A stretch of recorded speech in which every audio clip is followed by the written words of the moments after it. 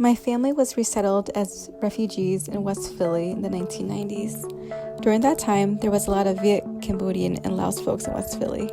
There isn't now, and people are surprised that West Philly was one of the biggest locations for the Southeast Asian resettlement. It makes sense that people would be surprised though, because how would they know? There's nothing written about us.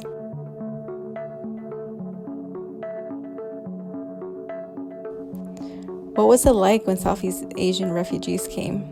Did other people work at blueberry fields and sewing factories like my parents? How did Washington Ave get started?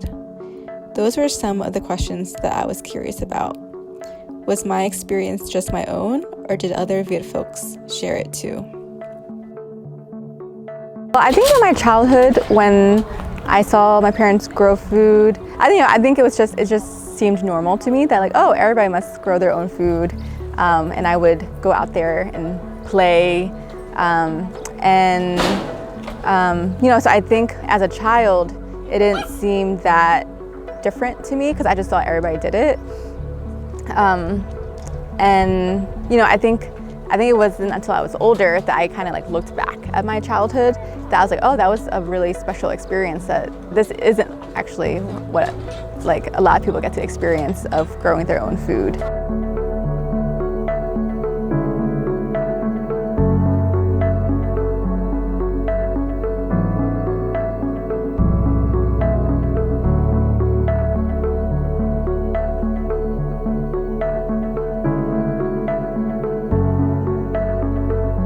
I'm the Farm and Food Sovereignty Director here at VietLead.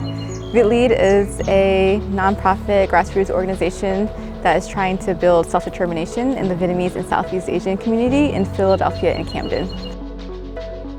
Not much is taught about the wars in Southeast Asia, and what is taught really focuses just on the Vietnam War, and not much about what happened after.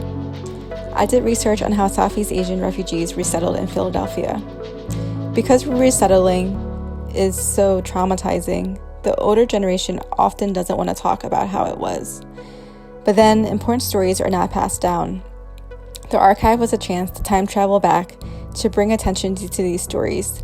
So over 40 years later, we could hear each other's stories, process, hold space, laugh, celebrate, grieve, and heal from the past. And also to time travel to the present moment, to have a better context of current conditions, and allow us to have perspective for the future and how to pace ourselves to create change.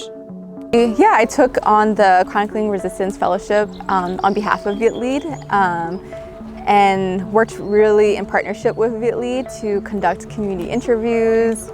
Students took my research and actually did like a community tour of Washington Ave in Philadelphia, which is where a lot of Vietnamese ethnic businesses are. And where right now there's facing a lot of gentrification. So students did like a walking tour based on the research I did. Students also worked with me to conduct community interviews that are going to be produced into a documentary.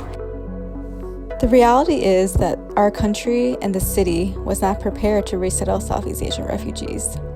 What was a failure of the system caused a lot of misunderstanding, racial tension, and violence. This is really important in understanding Asian targeted violence today. It's not just something that's happening because of the pandemic.